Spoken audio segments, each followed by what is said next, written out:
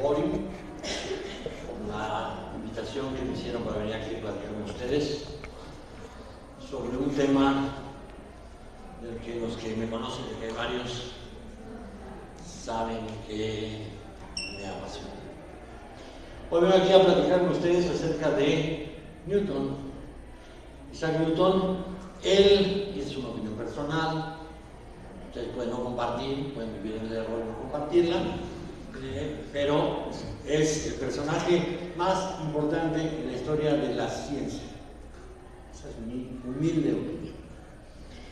Newton vivió entre 1642 y 1727 y su obra científica tenemos que ubicarla en el sentido de ser la obra que va a clausurar el proceso de transformaciones que se genera desde la aparición de Revolutionibus Orbius Celestium de Copérnico. En 1543 aparece The Revolutionibus Orbius Celestium de Copérnico, el libro en el que Copérnico plantea su tesis heliocéntrica, que se contrapone a la tesis geocéntrica de Ptolomeo, y con este planteamiento de la astronomía se inicia una gran revolución científica que va a durar más de un siglo, revolución científica en la que se inscribirán personajes como Galileo, Kepler, Descartes, y en esa revolución científica que empieza en el 43, 1543, se clausura en el 1687 con la aparición de la Biblia de los físicos, el libro Filosofía Naturalis, Principios Matemáticos, los principios matemáticos de la filosofía natural.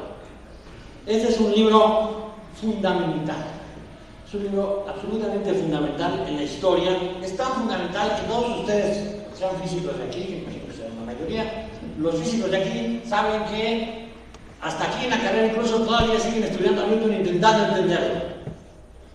Es un libro fantástico en donde están las inmortales tres leyes. Está la primera, la segunda, la tercera ley. A toda acción corresponde una reacción. La segunda F igual a MA, la tercera, la segunda F igual a MA. Todo cuerpo persevera en su estado de reposo, movimiento, rectilíneo uniforme, a menos que una fuerza cambie, esta lo cambie. Las tres leyes de Newton que inauguran un nuevo mundo en el ámbito del conocimiento científico y que, junto con la teoría de la gravitación, como forman este grandísimo libro, la teoría de la gravitación, que resuelve ese problema cosmológico de que si es el Sol el que está en el centro, es la Tierra la que está en el centro, son hemiciclos de esta manera, son hemiciclos de otra manera, no, son elipses y el Sol está en el foco, no. Son lo que salga de F igual a Gm1 M2 en T cuadrada, y todos contra todos, esa increíble orgía cósmica que es la gravitación universal. Piénsenlo, es la teoría más obscena en la historia de la ciencia. Todas las masas del universo se atraen a todas las masas del universo con acción-reacción. Solo un puritano como Newton pudo llegar a una cosa tan increíblemente obscena. Es una orgía cósmica que produce, a decir de Newton, el bellísimo sistema del Sol, los planetas y los cometas. Con este libro, Newton resuelve todos los problemas de la mecánica racional del siglo XVII, todos los problemas que han ido acumulando en todo este largo ciclo de desarrollos dentro de la revolución. Resuelve el problema entre Kepler o Descartes, las elipses o los torbellinos cartesianos. Todavía en el continente, los franceses, los alemanes pensaban que los torbellinos de Descartes eran la meta. Había otros que decían, no, en realidad las elipses de Descartes son mejores. No había una teoría definitiva. Llega Newton y dice, a ver, con la teoría de la gravitación, el que tiene la razón es Kepler, son elipses. No las elipses que dice Kepler, porque las de Kepler son una sola. Y aquí no, aquí son muchas elipses diferentes que van cambiando por esas malditas interacciones, ¿no? Cuando los planetas interaccionan, están más cerca un planeta del otro, se modifica la elipse y no es la misma elipse, son muchas elipses diferentes. Pero tiene razón Kepler. Y además Newton dice, también aquí cabe la teoría del impacto de Descartes. Entonces, impactos, movimientos, cosmología, todo está resuelto. Es un libro que todo lo resuelve, es un libro así, brutal. Yo no sé si ustedes algún día lo han ojeado, o sea, si les alumnos desde luego, pero los que no, si lo han ojeado, vayan a la biblioteca, salgan de aquí, pídanlo y ténganlo en sus manos trémulas. instantes y sientan la vibra del conocimiento. Eso es sabiduría. Ahí está. Esa es una verdadera Biblia. Cuando uno toma por primera vez, se tiene que erizar. Bueno, y este libro nos conecta con la primera parte del nombre que le di a esta plática, que es el de las manzanas. Ustedes vieron, le puse un título más o menos llamativo, los libros tienen que ser llamativos, no puede poner Isaac Newton una vida, eso no viene nadie, ¿no? Entonces, sí, manzanas, fuerzas, y ya para el colmo de jalar gente, la piedra filosofal. ¿Qué tendrá que ver, no? Vamos a ver. Bueno, empecemos con las manzanas. Las manzanas vienen de la teoría de la gravitación. ¿Por qué? Bueno, como ustedes saben, porque Newton es un personaje extraordinariamente conocido. Newton está vinculado, la imagen de Newton está vinculada a las manzanas. La manzana de Newton es la segunda manzana más famosa de la historia.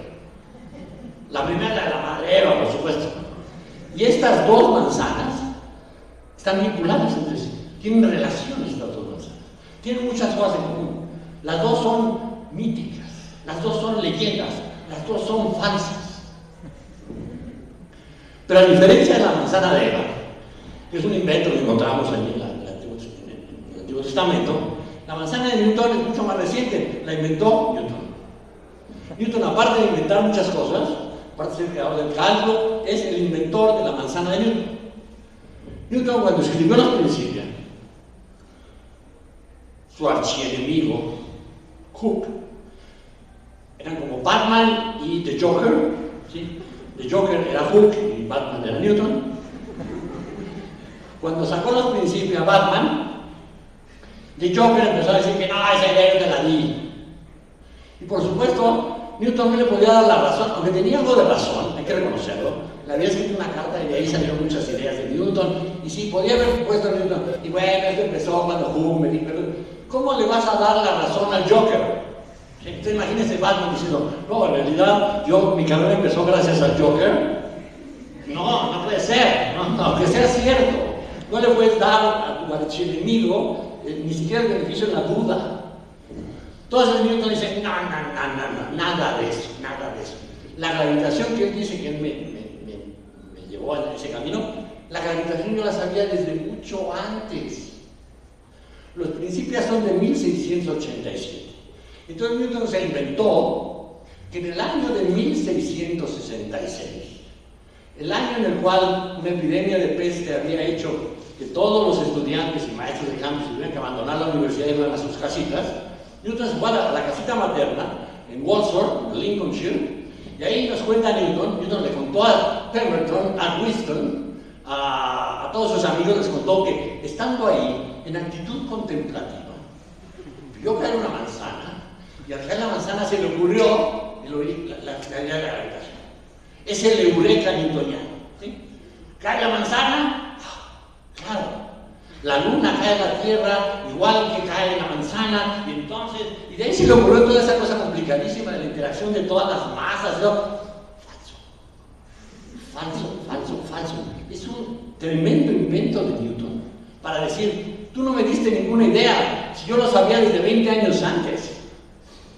Desde el 66 yo ya empecé la gravitación, ahí empezó. La gravitación no puede ser del 66, por las cosas que estaba haciendo ahorita en el 66, no puede ser, es imposible que sea del 66. De hecho, podemos ubicar perfectamente bien a la gravitación, es muy posterior, no puede ser de cuándo. Pero además este invento de Newton, que Newton, insisto, lo contó a sus amigos y su sobrina, la famosa Catherine Parton, la Pártica. Un día les platicaré de la sobrina de Newton, que es otro tema. Una mujer del siglo XVII que cuentan que era bellísima, culta, inteligente, liberada. Claro que decían que era una puta. Pues, desde luego, ¿qué puede ser? Una puta, no queda de otra, no queda más. Foxy lady, ¿eh? Bueno, entonces, Catherine Parton, que lo veía Newton esto es otra historia. Catherine Parton se lo contó al mayor chismoso de la historia, a Voltaire. ¿Tú quieres que algo corra? Cuéntaselo a Voltaire. Es facilísimo, es perfecto. De hecho, Voltaire es el responsable de que todos sepamos, cosa que no deberíamos saber, pero sabemos, que Newton murió virgen.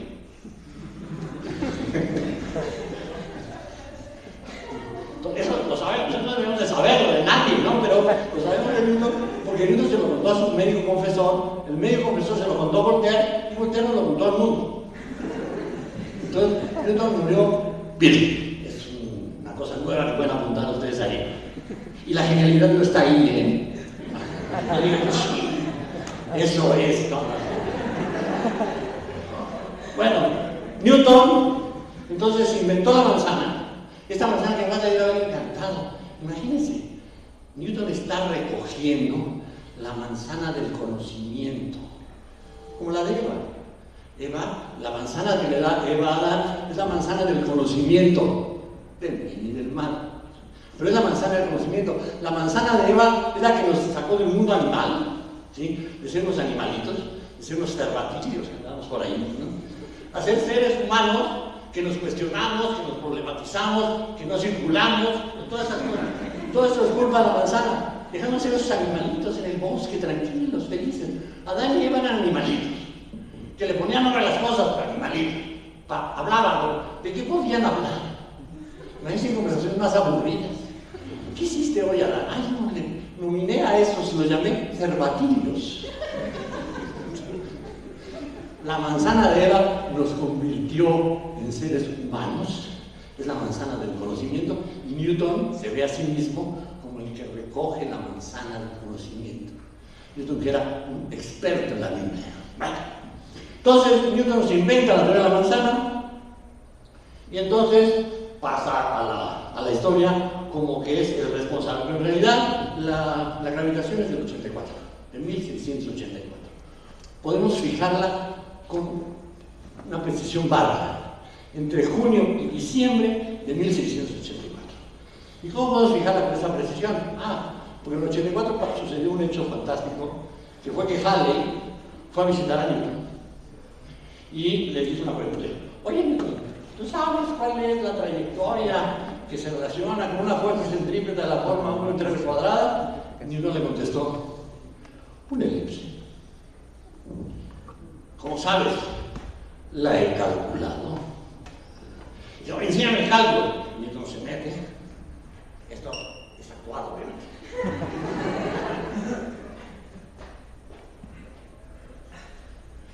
No la encuentro. Lo cual es imposible porque Newton era sumamente ordenado. Si ustedes van a mi cubículo y me piden algo y no lo encuentro, crean. Es obvio. Pero Newton era muy ordenado. Él sabía dónde estaba todo. Entonces le dijo, te hago el cálculo y te lo mando, y ahí empezó los principios. En lugar de rehacer el cálculo y mandárselo, se puso a redactar lo que eventualmente serían los principios. Los principios, hay tres escritos previos a los principios, que se llaman tratados de motu, que son de motu con una coda siguiendo de motu, y en el de motu 1, la gravitación no está, ahí no está, ahí no está. En el 2 es una repetición del 1, más o menos con algunos cambios, pero muy pocos. Y en el tercero, que es donde hay muchos cambios, ya está. Nació entre este y este. Aquí no está, aquí sí está. Como con los niños, mira, aquí no está, aquí sí está. Nació entre cuando redactó esto y cuando redactó esto. Esto, la redacción está por ahí de junio, según la versión más retrasada, y en diciembre, según la versión con más tiempo. Entre junio y diciembre de 1684 nació la gravitación con toda esa terrible complejidad que tiene la teoría de la gravitación. Pues la teoría de la gravitación es simplemente decir, si las cosas se atraen. No. Es una teoría que permite calcular, que permite predecir, que permite resolver una cantidad de problemas como resuelven Newton los principios. Entonces, Newton, sin manzanas, sino con fuerzas, es el segundo tema, que estaba en el título, no con manzanas, sino con fuerzas, resuelve toda esta problemática. Los Principia es una gran oda al concepto de fuerza. Newton resolvió toda esa indefinición que había con respecto al concepto de fuerza. El concepto de fuerza era un concepto traído y llevado por aquí y por allá. Si uno lee a Leibniz, por ejemplo, va a encontrar que nos habla de fuerzas vivas, ¿sí? La vis viva.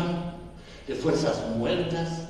Descartes habla de fuerza, luego habla de trabajo. Hay una frase, que se me olvidó agarrarla, perdón, en donde Hooke dice una frase fantástica.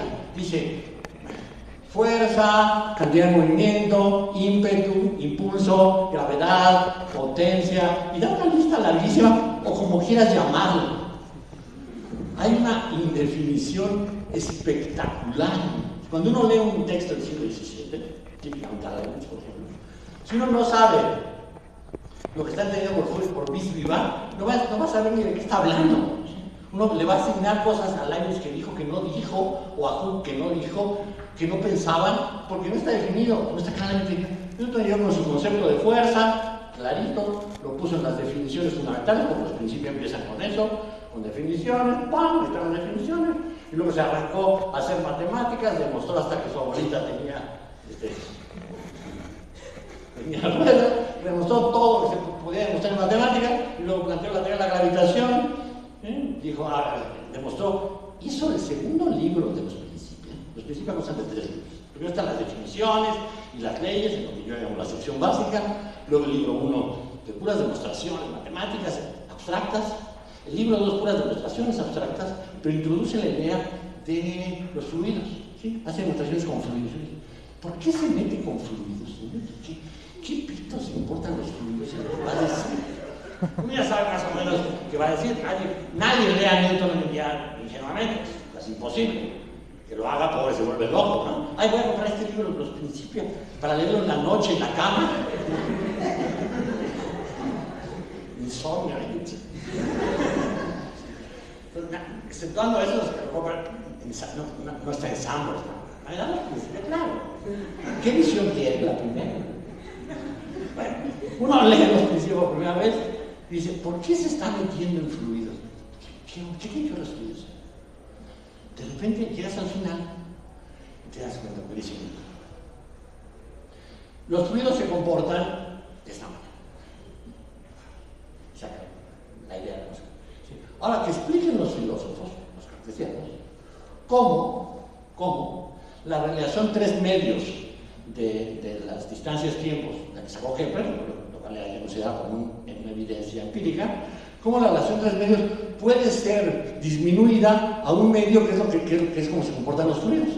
Los fluidos se comportan con una potencia 1 medio y resulta que los planetas se comportan con una potencia 3 medios. ¿Cómo puede ser? Pues ¿cómo puede ser? Pues que los planetas no se mueven los fluidos. Por lo tanto, Descartes está mal. Descartes está mal. Todo un libro de los Principia para poder decir, y Descartes está mal. Es una refutación que hoy en día, con los estándares que tenemos de refutación en el siglo XX, que son muy poderosos, el siglo XXI, perdón. Es que yo soy un habitante del siglo XX, que se ha colado al siglo XXI.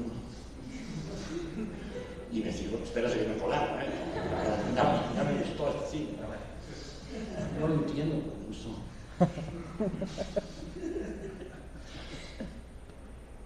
Todo este libro lo hace para poder decir, y por lo tanto, Descartes está mal. Una refutación sin precedentes.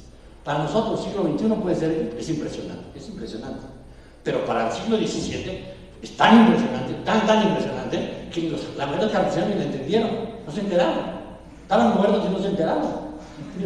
Ya los había refutado, Descartes está mal, los vórtices no funcionan, punto, ya, borrado. Los cartesianos se enteraron, siguieron ahí, no, que los vórtices, eran como personajes de la película del sexto sentido, ¿sí? Que están todos muertos y no lo saben, y se pasaron un siglo ahí interno, discutiendo cosas que ya no eran, ya estaban muertos. Y los newtonianos digo, bueno, Newton con los Principia, tengo que verlo, ¿no? Si no, corren el peligro de que no salgamos nunca de aquí. Newton con los Principia, insisto, resuelve todos los problemas de la mecánica racional.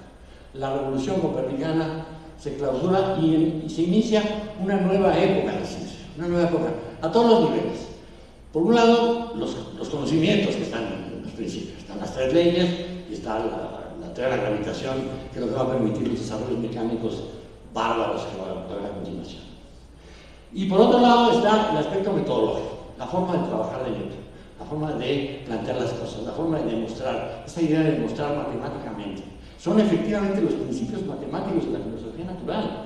Se pasa 2 libros enteros haciendo demostraciones matemáticas abstractas, y ahora la elipse, y ahora el hipérbole, y ahora la no sé qué, y demuestre con geometría, no cálculo. Newton es el inventor del cálculo, pero no es el cálculo porque no lo había dado a conocer. No, bueno, si aparte no van a entender, lo pongo un cálculo, pues menos, ¿no? No van a entender 4, ¿no? Que es lo que pasó efectivamente. Lo curioso es que muchos de esos 4, la mayoría eran sus enemigos. Lo entendía Leibniz, lo entendía Huygens, que no era su enemigo, pero lo veía así como... Huygens era tan listo que nunca se metió contra Newton. Huygens era brillante. Tuvo la mala suerte de que existiera Newton. Si Newton no hubiera existido, el genio del siglo XVII sería Huygens. Pero como existió Newton, Huygens es el segundo. Pero Huygens era muy inteligente incluso como persona, porque cuando estuvo a punto de pelearse con Newton, como le pasó a Hooke, como le pasó a Leibniz, Huygens dijo, mejor no le entro. Veo que defiende con mucho interés sus puntos, ahí se ve. No voy a entrar a pelearme con este cuate que se ve. Entonces, Newton, en el aspecto metodológico, implica toda una gran transformación. Esa forma de demostración demuestra matemática. Y en el libro 3, la gravitación universal, las demostraciones son lo más elegante del mundo. Agarremos la proposición 3, el libro 1, la 4, la 9, la 7, la 8, la 9, y está demostrado. Uno lo ve y dice, ¡qué barbaridad! Y entonces tienes que irte a buscar las proposiciones ahí. Yo lo he hecho. Te vas y las apuntas. Y te pones a jugar con ellos en geometría. ¡Pum! Es cierto. Una demostración de una elegancia bárbara. Entonces es un libro que incluso el estilo newtoniano forma toda una nueva tendencia en cómo se debe describir la ciencia. Uno compara los libros previos a Newton, de los grandes, no tienen nada que ver. Compárenlo con Kepler. Kepler que nos cuenta ahí, ay, querido lector, las últimas 3 páginas están todas mal, porque me equivoqué en una suma. Y por lo tanto voy a volver a empezar. ¡Fuck! ¿Y por qué no las quitaste, Kepler? Yo siempre que leo esas cosas de Kepler digo, es como si los estudiantes te entregaran así un fajo, le dejas un problema, te entregas. Querido maestro, este está mal. Aquí está. Todas estas hojas que uno agarra y consalta de la tarea, y las quita. No, nos planchar y las entregas. Así se escribía aquí. Nos hablaba del horóscopo. No me suena que Kepler era un pachiquín bárbaro, ¿no? Era una cosa tremenda. Pero Galileo, que no era un pachiquín, era un tipo más normal, ¿no? Psicológicamente hablando. Por ejemplo, Kepler sí tenía serios problemas mentales, de una familia de problemas mentales, y este problema mental es lo que se canalizaron fue en el genio, o sea, salió de ahí un genio. El hermano de Kepler anduvo por Europa mendigando, como zombie, ¿no? Y Kepler fue un genio. La mamá de Kepler era bruja, o al menos de eso la acusaron, pero la mamá de Kepler era mercenario, y eso también es cierto, también lo acusaron de eso, y casi lo matan. En fin, era una familia rara. Pero sus libros son raros, pero los de Galileo se llama Galileo, que sea serio. Galileo, entonces Salviati dijo, y le contestó Sagredo, y Simplicio hizo un chiste, y entonces nos cuenta ahí, nos pone unos personajes que se inventa que representan su postura, la contraria, ¿no? Y nos va construyendo como una obra de teatro. Es padrísimo. Leer a Galileo es fantástico, porque es como si estuviera leyendo una obra de teatro, entonces llegó esto y lo otro, eso se puede poner incluso en teatro. Salviati uno pone la cosa y no discute, fantástico. Pero Newton, nada que ver, el formalismo, el discurso que habla, como se hace la ciencia hoy en día. O sea, un paper, imagínense ustedes mandan un paper a Nature, o a History, o a la que quieran, vayan a publicar, y dice, ay, para contar esto voy a crear unos personajes. Y entonces llegó Chuchito y le dijo a Juanito, como me decía una vez el doctor Lozano, le decía, qué lástima que no se haya quedado la moda de escribir como Galileo. No, qué bueno. ¿Por qué? Porque Galileo escribía bien, creó personajes interesantes, que con todas las cosas y era divertido leerlo. Imagínate, me dio el nombre de un famoso científico, Moshinsky, para ser exactos. Imagínate a Moshinsky inventándose personajes. Pues no, qué bueno que Moshinsky escribe así como lo hace. ¿Por qué no? Lo otro es literatura, ¿no? Entonces no todo el mundo tiene que tener necesariamente talento literario. Entonces Newton no tenía talento literario, no tenía interés literario, y Newton lo que hace es nos hace un tremendo libro de matemáticas, donde demuestra matemáticamente. Pero Newton va a ir avanzando rumbo a la tercera parte. Newton no le bastó con hacer el libro más importante en la historia de la ciencia. Biólogos, absténganse de decir que el origen de las especies es porque están equivocados. Podría aceptar que uno ve una matemática y dijera, ¿y Euclides? Euclides no está mal. Pero los principios son los principios. Es como en fútbol. Pelé es Pelé. Maradona es Maradona. Y los demás son simples mortales. Bueno, mortales, sí, pero mortales. Bueno, entonces, Newton, que es el Pelé de la ciencia, porque ustedes son muy jóvenes y no ven a Pelé, pero yo, que soy un poco más grande que ustedes, sí lo vi a Pelé. Y Pelé era Pelé. Bueno, Newton, para empezar a hablar de fútbol, porque si me pongo a hablar de si Pelé o no. Entonces, Newton no se conformó con escribir el libro más importante de la historia de la ciencia. No. Todavía escribió La óptica, que es un libro interesantísimo que aporta una gran cantidad de cosas a la disciplina, al estudio de la óptica, que no es un libro definitivo como los principios, es un libro que pertenece a la tradición del desarrollo en óptica y que tiene un montón de cosas relevantes y que además es un gran tratado de física experimental. La óptica es un libro fantástico en donde Newton nos cuenta experimentos. Dice, pon un prisma y vas a pasar la luz y no sé cuánto, y pon otro prisma, y luego ves, y luego haces, no sé cuánto. Y nos cuenta, hablando como persona, ya no como los principios que hablaba el discurso, dada una elipse y no sé cuánto encontrar. No, mira, pon un prismita y vaya la luz y pon otro prismita a tal distancia y entonces no sé qué, y observa esto. Un libro platicadito padre, la óptica, que es una gran aportación al método experimental.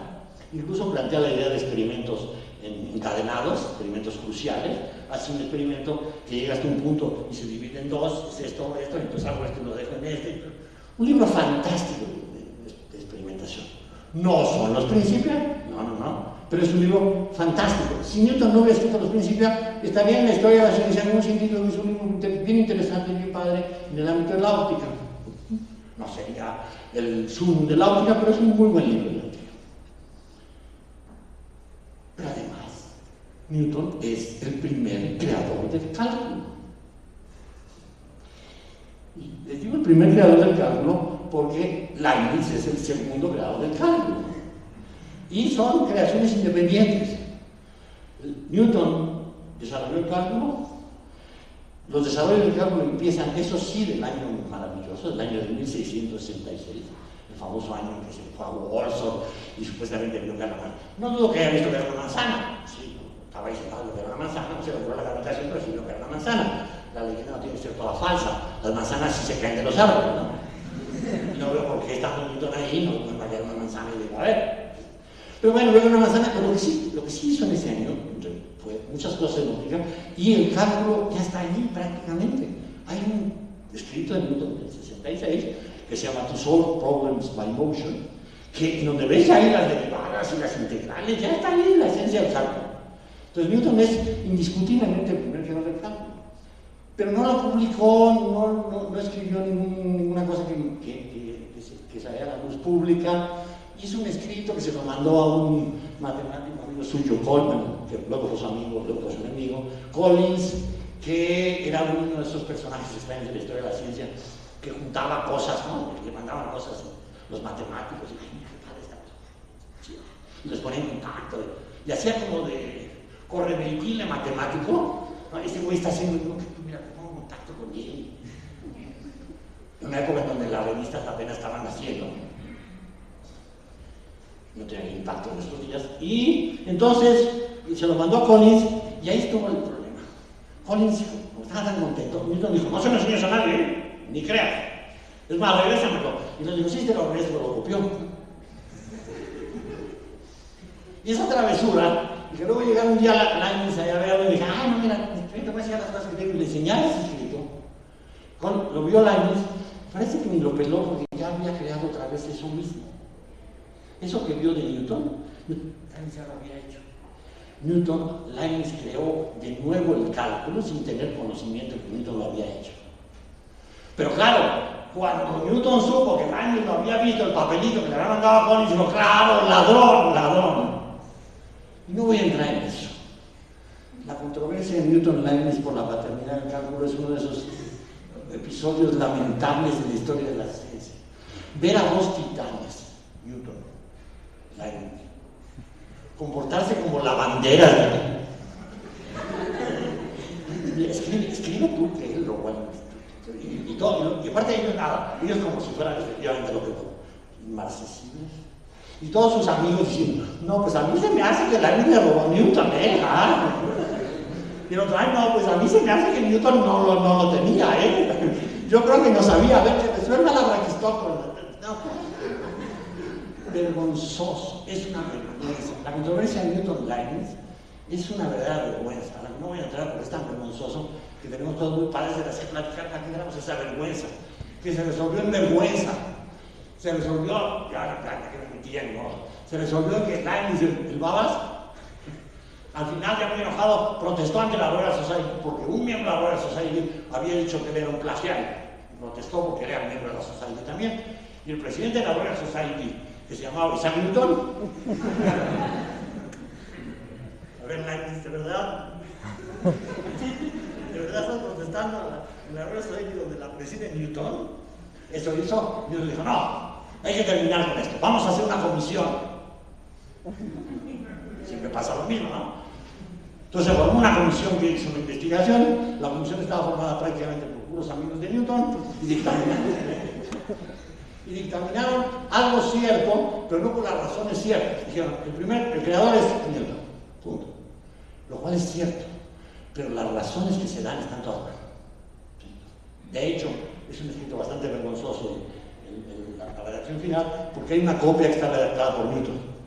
Está escrita con letra en Newton. La comisión, Newton le pasó el miren, digan esto.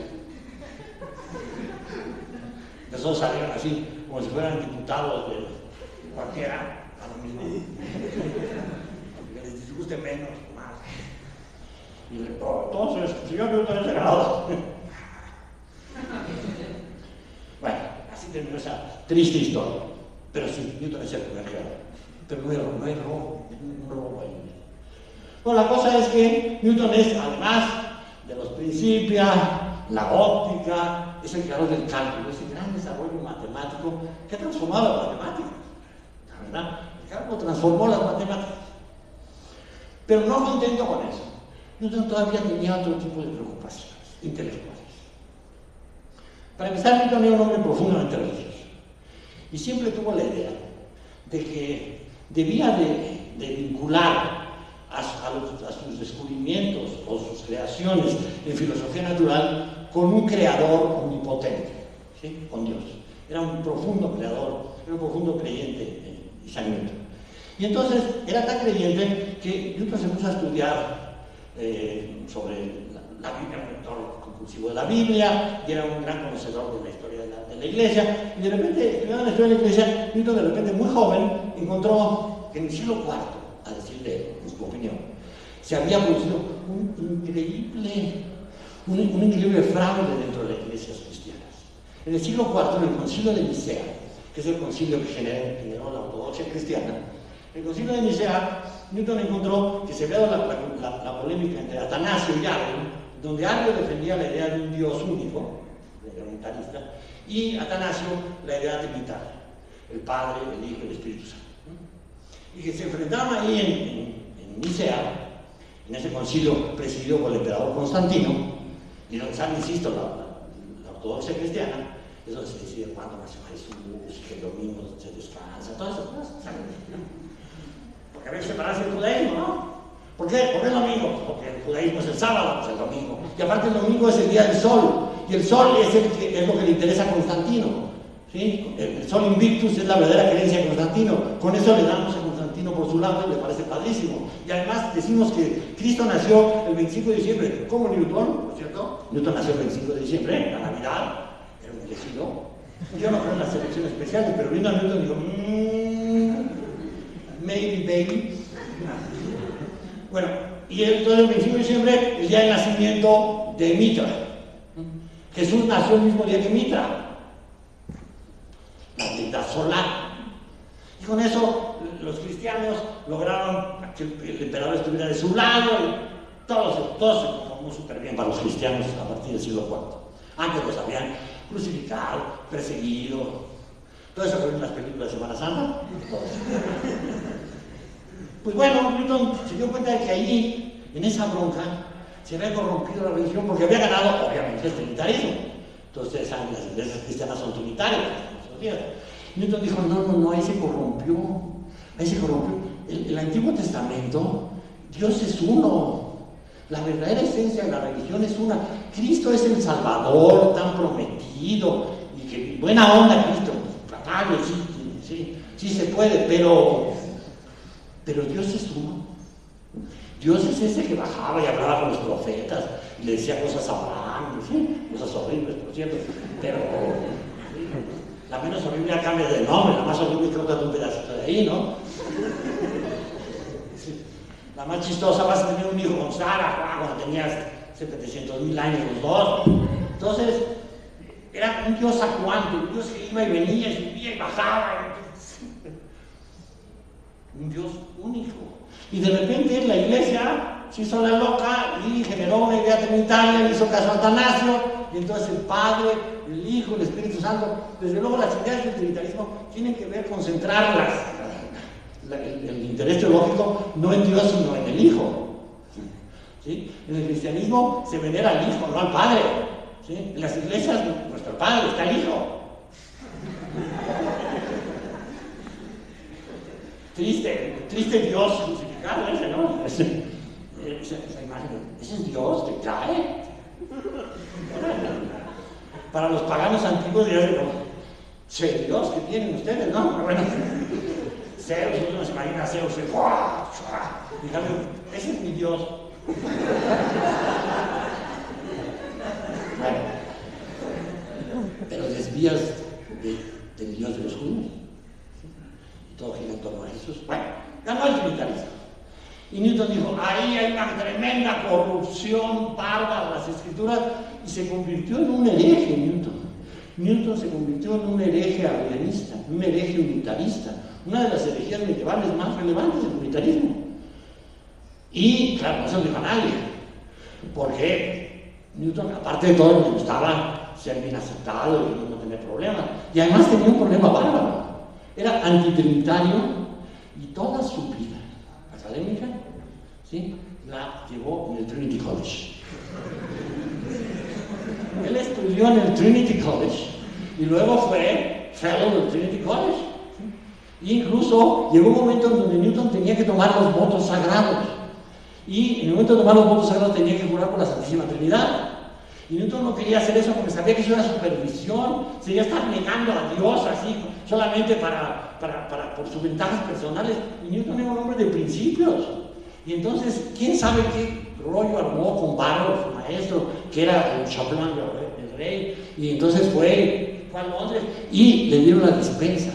Newton nunca tomó los votos sagrados de Cambridge, porque el rey le dio la dispensa a Newton y le permitió seguir siendo profesor lucasiano sin tomar los votos, lo cual le salvó la vida, porque Newton no estaba dispuesto a tomar los votos sagrados, iba en contra de sus ideas más importantes, más relevantes.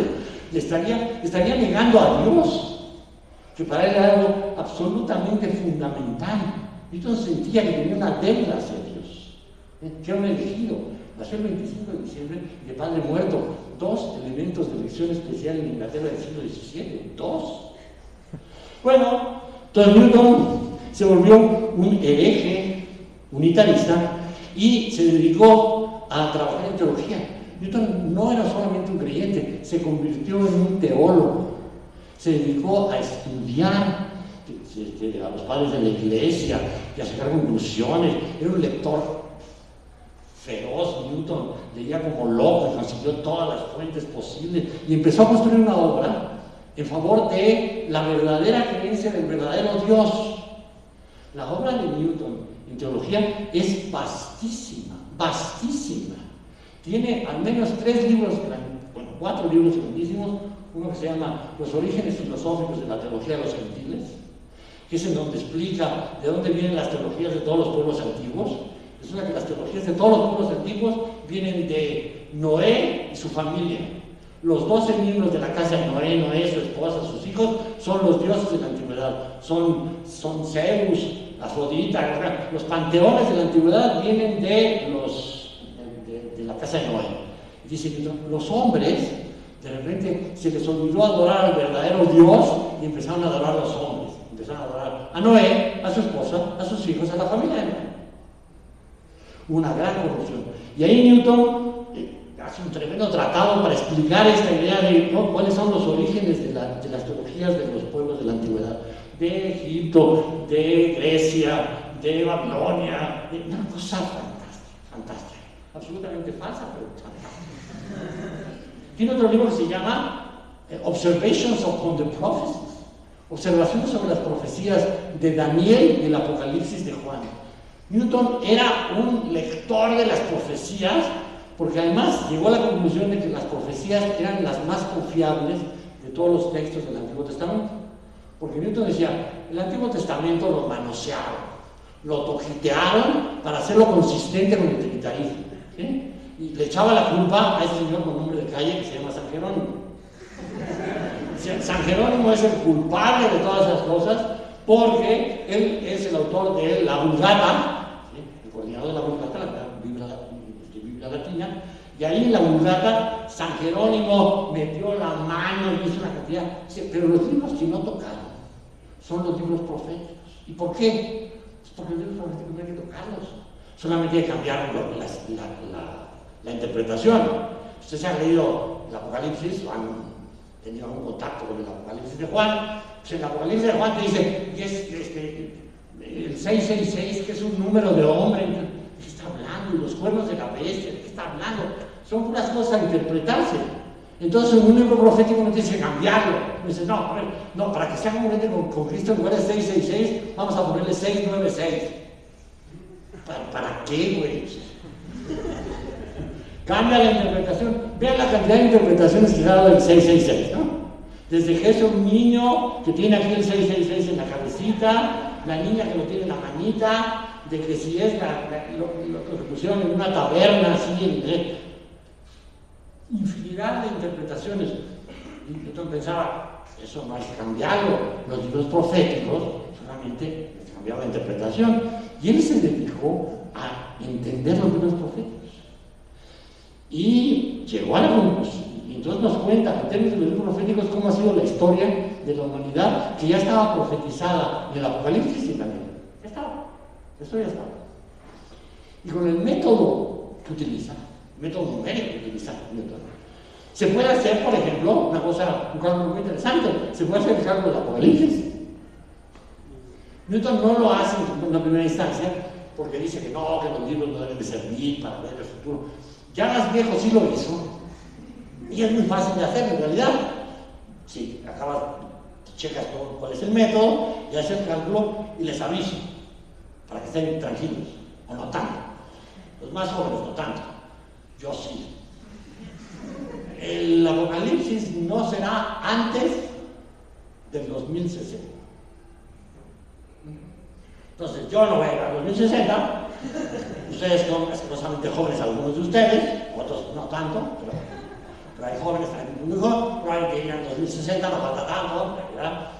Entonces, ¿qué? ¿Son qué? 44 años más, Si tienen 20, 25, si van aquí, llegar. Si llega el 2060, por ahí, y de repente empiezan a oír trompetas, y no están en Garibaldi, entonces empiezan a preocuparse y acuérdense de este viejo maestro que se los dijo desde ahora. ¿Sí? Entonces, Newton escribió otro libro que se llama, ¿cómo se llama?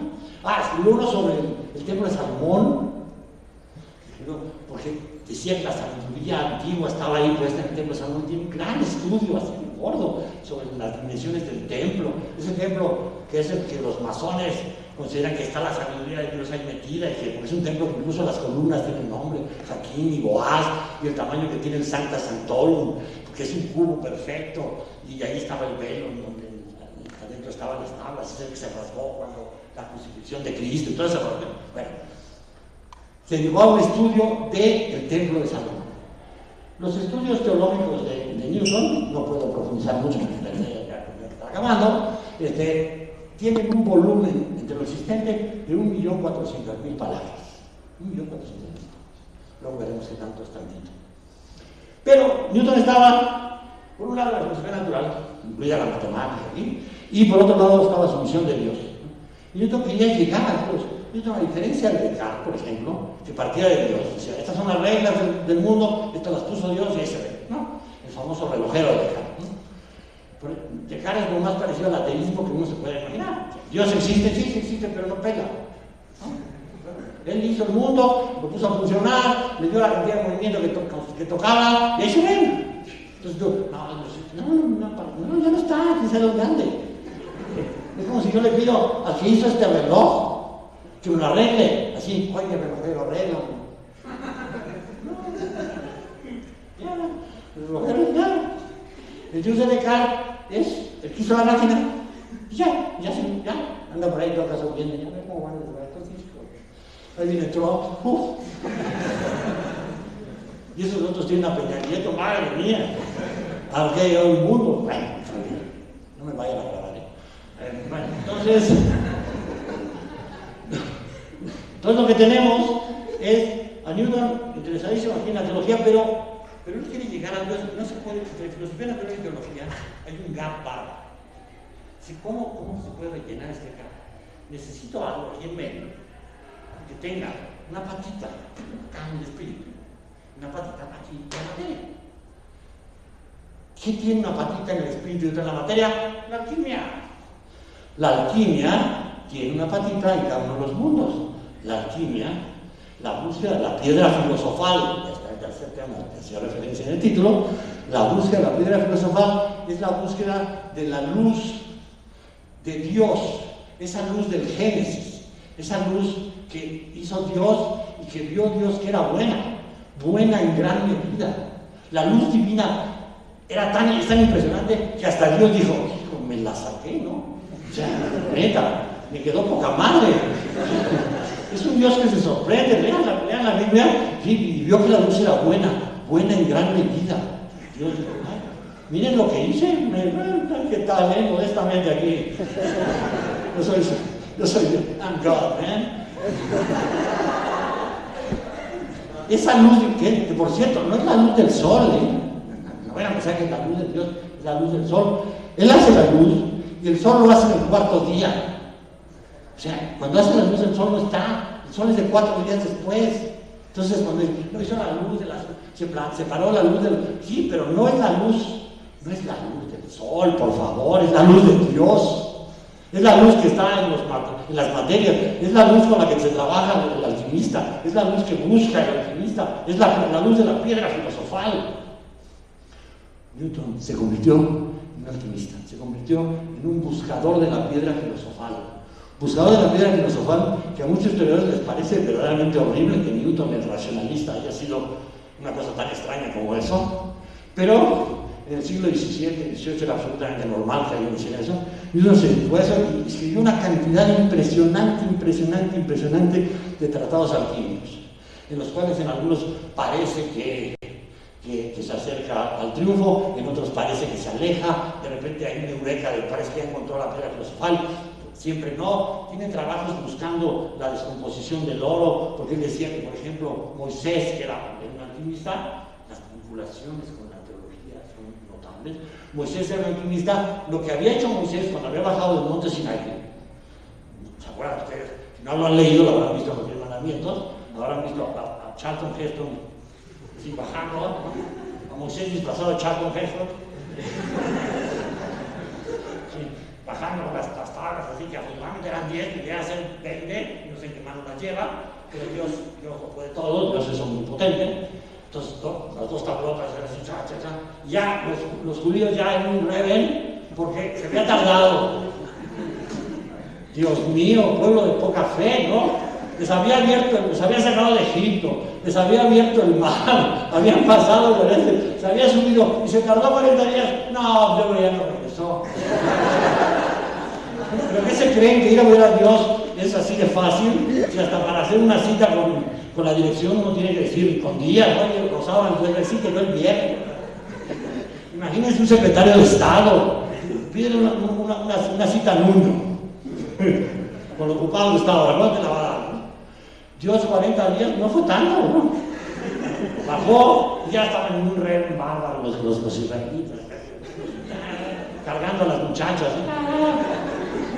Porque no se van dando cuenta que los rebeldes paganos, la metáfora es cargarlas, ¿no? A todas las muchachas las cargan.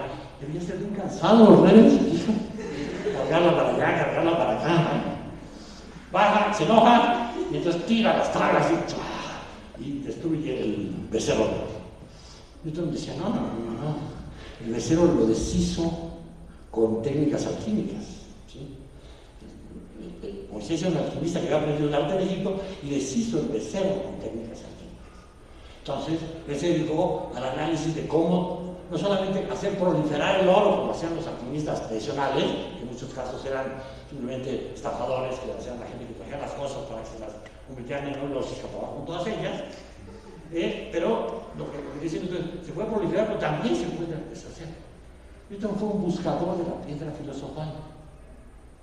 Como el tiempo se me acaba, les diré que el volumen de escritos de Newton en la alquimia, que se conserva, es de aproximadamente 1.200.000 palabras. Entre alquimia y teología, Newton escribió 2.600.000 palabras, más o menos. Seguramente más, porque sabemos que hubo papeles que quemó Newton en sus últimos años, que seguramente serían los escritos teológicos más fuertes y que no quiso que pasaran a la posteridad, y los quemó. No hay una razón por la cual uno piense que pueden haber quemado los principios, una cosa de la filosofía natural. Entonces, es un mínimo de 2.600.000 palabras, y 2.600.000 palabras son aproximadamente los 3 tomos del Capital, tienen 1.000.000 de palabras, la prosa de Borges tiene aproximadamente 500.000 palabras, la Ilíada y la Odisea 300.000, Don Quijote 450.000, la Divina Comedia 180.000 y 100 años de soledad 170.000. O sea, 3 tomos del Capital, la prosa completa de Borges, la Ilíada, la Odisea, Don Quijote, la Divina Comedia y 100 años de soledad dan un total de 2.600.000 palabras. Ese es el volumen de la obra teológica y alquímica de Newton. Para los que dicen que, bueno, le gustaba la teología, así como que juega squash, ¿no?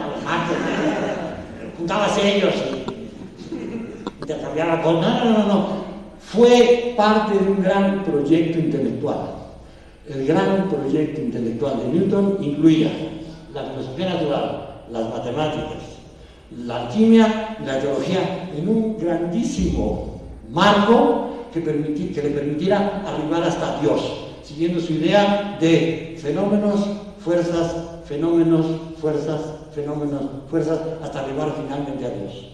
Esta cadena se rompió en el lado de la alquimia, porque la alquimia no tuvo éxito, nunca alcanzó el conocimiento de la alquimia, aunque según dice Betty Jo Chicho-Dobbs, que es un especialista en la alquimia newtoniana, dice que no hay parangón de alguien que haya estudiado la tradición alquímica hasta ese momento como lo hizo Newton. Newton escribió sus más secretos manuscritos alquímicos con un seudónimo. El seudónimo de Newton es Jehová Sanctus Unus, Jehová único santo, Jehová único Dios. La sabiduría arrianista de Newton, en su nombre secreto alquímico con el que Dios lo llamará, lo llamó eventualmente. Muchas gracias por su paciencia.